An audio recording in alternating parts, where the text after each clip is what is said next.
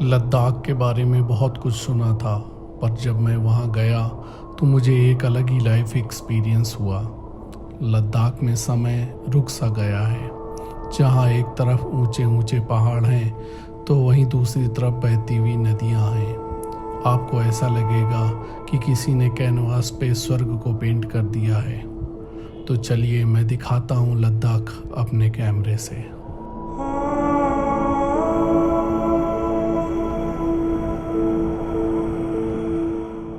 आप Ladakh by road और by air दोनों तरीक़ों से पहुंच सकते हैं। मैं गया बाई एयर ताकि लद्दाख के स्टनिंग एरियल व्यूज़ को एक्सपीरियंस कर सकूं।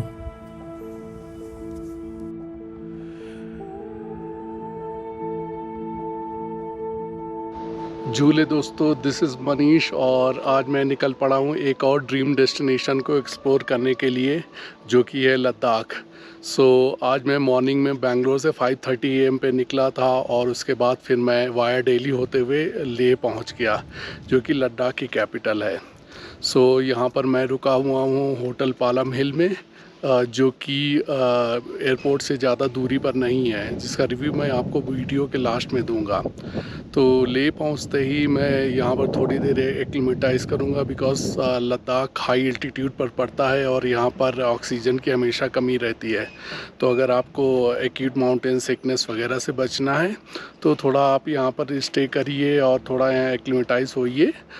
मैं भी वही करने वाला हूँ, थोड़ा बहुत रेस्ट करूँगा और फिर उसके बाद निकल पड़ेंगे हम लोग लेह को एक्सप्लोर करने के लिए। तो चलिए स्टार्ट करते हैं ये एक न्यू जर्नी।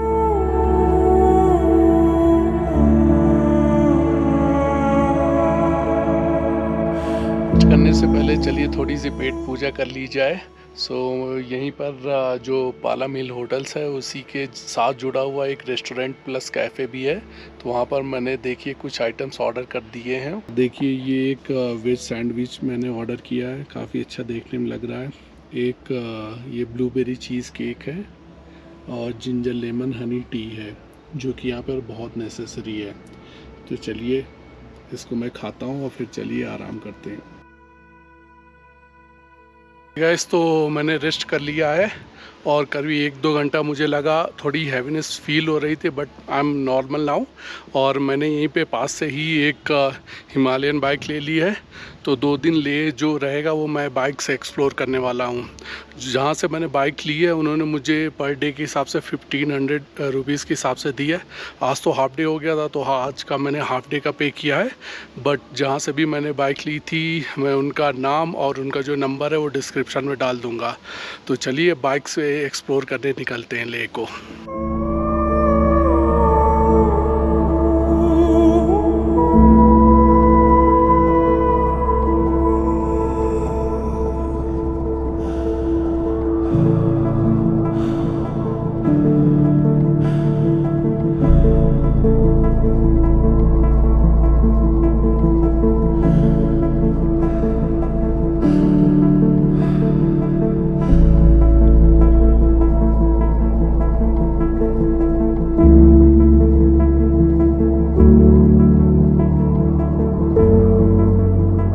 तो मैं लेह पैलेस पहुंच चुका हूं।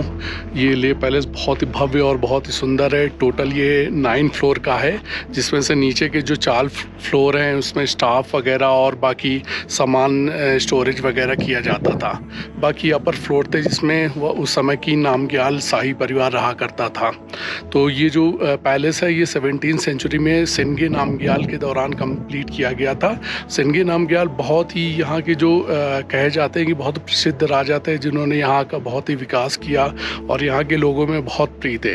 ये आज 400 साल का हो चुका है लेह पैलेस, बस आज भी वैसे ही खड़ा हुआ है।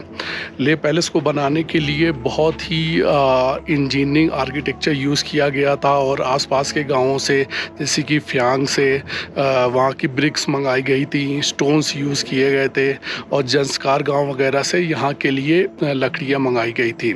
आप जैसे ही नीचे से अंदर घुसते हैं तो आपको एक बोर्ड दिख जाएगा जिसमें सारी हिस्ट्री वगैरह लिखी हुई है।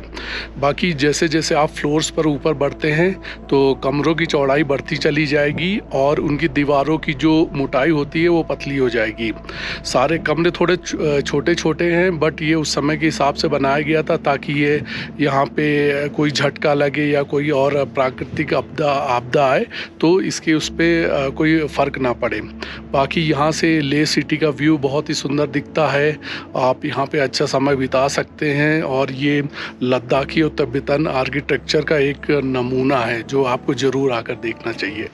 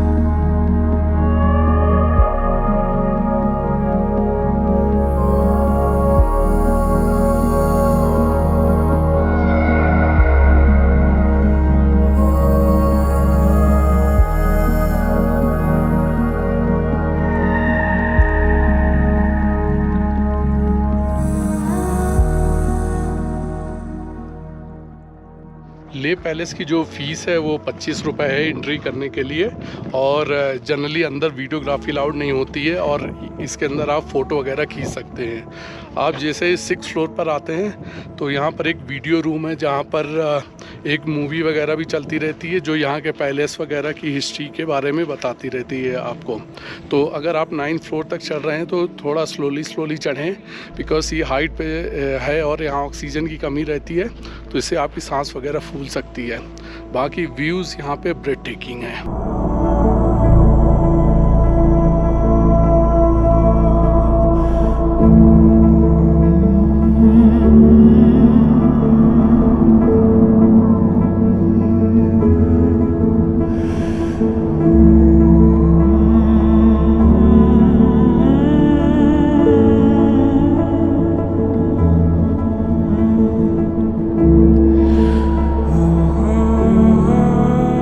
मैं इस समय आ चुका हूँ सीमा मोनेस्ट्री में, जो अर्ली 15th सेंचुरी में तासी नामग्याल के द्वारा बनवाई गई थी।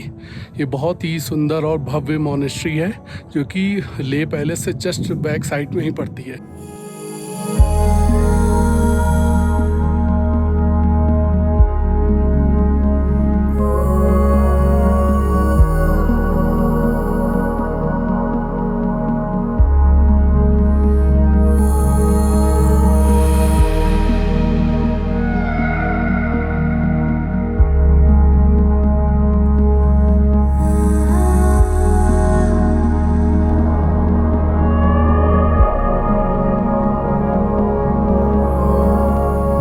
घूमते घूमते पता ही नहीं चला कि कब शाम हो गई और मैं पहुंच गया एक और ले की खूबसूरत लोकेशन पे।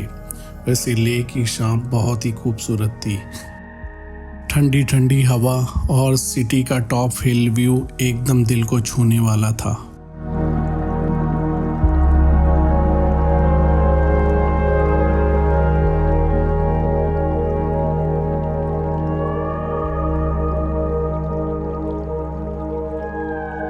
हे गाइस, इस समय मैं पहुंच चुका हूं शांति स्तूपा में। शांति स्तूपा को बौद्ध मॉन्क्स ने बनवाया था जो कि जापानीज थे, और इसका जो इनॉग्रेशन किया गया था वो 1991 में 14 जो दलाई लामा थे उन्होंने किया था। बेसिकली इसका जो निर्माण किया गया था वो वर्ल्ड पीस और हारमनी के लिए किया गया था, और 2500 साल हो गए थे बौद्धिज़्म के, उसको भी सेलिब्रेट करने के लिए किया गया था। तो और सेम टाइप की जो स्तूपा है वो जापानीज मॉन्क्स ने और भी कई जगह बनाए हैं। तो अगर आप दार्जिलिंग भी जाते हैं तो दार्जिलिंग में भी आपको सेम काइंड ऑफ जो वाइट कलर का स्तूपा वहाँ पर दिख जाएगा। ये यहाँ पर हिल पे बना हुआ है जिससे पूरा लेक टाउन का जो व्यू है बहुत ही अच्छा दिखता है, खासकर अगर आप इवनिंग में देख रहे हैं तो।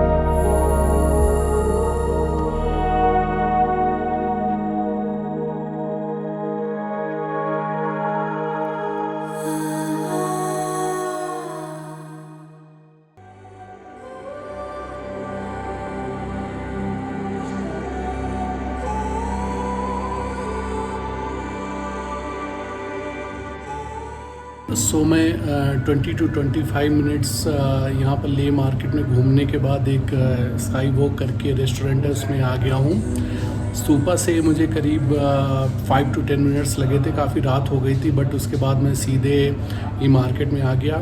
ले मार्केट काफ़ी बड़ी है, एल शेप में बनी हुई है और जैसा कि मैंने यहाँ पर देखा कि बहुत सारी शॉप्स हैं और आप लोगों को पश्मीना की बहुत सारी शॉप्स मिल जाएंगी जिसमें आप वुलन स्टोल सॉल वगैरह ख़रीद सकते हैं। और जैसा कि आप लोग जानते हैं कि ओरिजिनल जो पश्मीना है वो लद्दाख से ही आती है। और भी मुझे तिब्बतन आर्टिफैक्ट्स और बुद्धिस्ट आर्टिफैक्ट्स की बहुत सारी शॉप मिली। रेस्टोरेंट्स बहुत यहाँ पर अच्छे अच्छे हैं और मुझे ड्राई फ्रूट्स वगैरह की शॉप है, तो काफ़ी रिच शॉप है। मतलब मुझे एक काफ़ी अच्छी वाइब आ रही थी। ऐसी मार्केट मैंने सिक्किम वगैरह में भी जो गया था, वहाँ पे MG रोड थी, वहाँ पे भी यही सेम वाइब थी। तो इवनिंग में घूमने का एक अलग ही मज़ा था इस मार्केट में। तो शाम को आइए और यहाँ पे रेस्टोरेंट्स कैफ़ेज़ वगैरह बहुत ही अच्छे हैं। तो अभी मैं यहाँ पर डिनर करने के लिए आया हूँ। डिनर में मैंने कुछ आइटम्स ऑर्डर किए हैं जैसे कश्मीरी कव्वा और फ्राइड मोमोस और एक और लोकल डिश जो मैं आपको दिखाता हूँ। तो यहाँ से डिनर फिनिश करेंगे, फिर मैं अपने होटल जाऊँगा, आपको रूम का टूर देता हूँ और फिर उसके बाद फिर आज का वीडियो एंड करेंगे।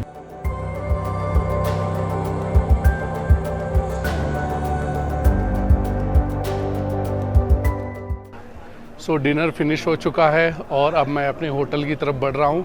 Overall it was a very nice dinner. जो ब्रेड थी यहाँ की लोकल वो बहुत ही अच्छी थी। वेज शेज़वान भी काफ़ी अच्छा था और प्लस उसके साथ मैंने वेज फ्राइड मोमोज़ भी मंगाए थे, वो भी काफ़ी अच्छे थे।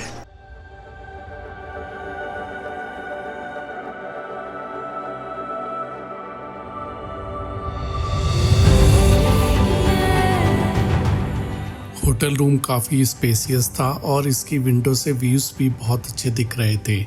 मैं आपको बाकी डिटेल्स डिस्क्रिप्शन में डाल दूँगा। तो आज के ब्लॉग के लिए रखते हैं बस इतना ही। चलिए मिलता हूँ आपको नेक्स्ट ब्लॉग में।